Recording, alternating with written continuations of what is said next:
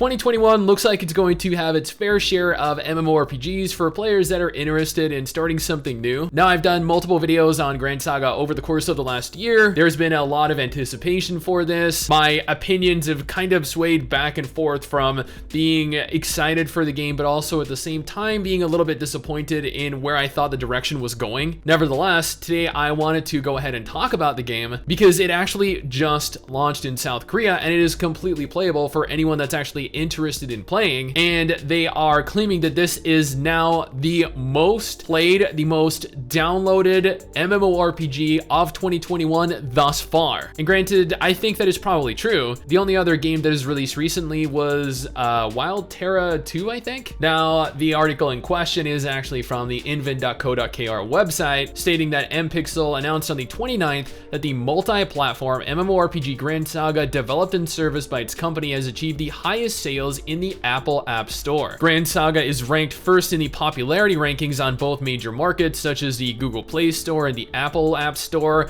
and about a day after its release on the 26th, and its total downloads have exceeded 1 million and continues to be a huge box office hit. Currently, it is also ranked 6th in the top sales ranking based on the Google Play Store. Now, there you go right there. It has already exceeded 1 million downloads as of the 26th of January, which this is actually probably going to go live sometime at the beginning of February. So that is 1 million in its first day. And then over the course of the next week, there is no doubt that it is going to scale substantially higher. And you know what? More power to them. I'm glad that the game is doing good, but at the same time, they have not tracked how many players are actually playing via PC. Because before we go any further, I do want to note that this is a cross-platform MMORPG. It has always been marketed as a cross-platform MMO, kind of how Genshin Impact has been marketed, kind of how Tower Fantasy is being marketed. Now, this is an anime MMO, and it is going to directly compete with all of the aforementioned games, but at the same time, if you're looking for a PC-exclusive MMORPG that has an anime aesthetic, then you are going to want to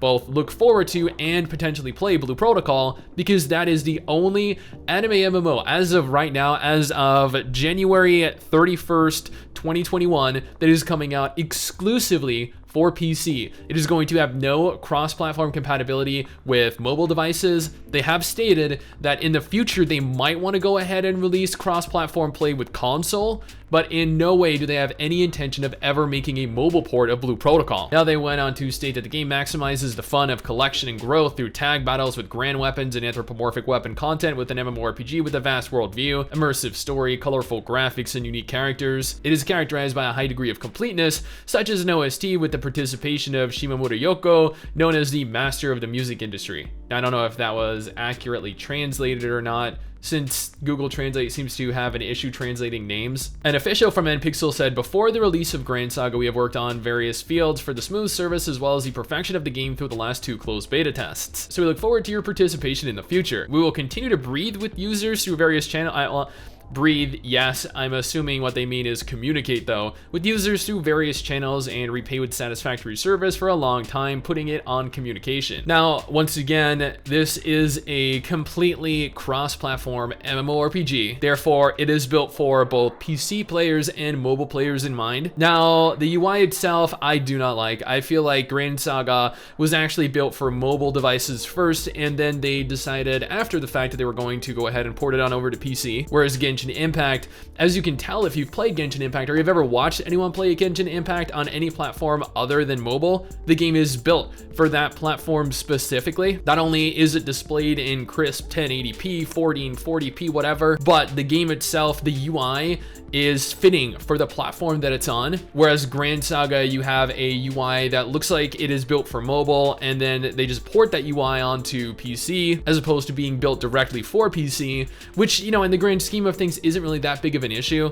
But I feel like if you're developing a game for more than one platform, you should take the time to make sure it is optimized for each platform. Now, I've heard quite a few things from players that have actually participated in the content of the game ever since the game launched, and they have not been saying good things about it. Thus far, the game seems to be very auto-play, it seems to be very auto-combat, it seems to be very enclosed. The game itself seems to be what you'd expect out of a mobile game, as opposed to, once again, something something like Genshin Impact that plays like an actual game. I did a couple videos in the last few months talking about how I felt Gran Saga was probably going to be much more mobile inspired than a game that took inspiration from PC MMOs, and that is okay. This is built for mobile players, and I feel like we as PC players are kind of being treated as second or third class citizens. But in the grand scheme of things, once again, that is perfectly fine because, you know, we have the option of just not playing it, especially when we have a game that looks as good as Tower of Fantasy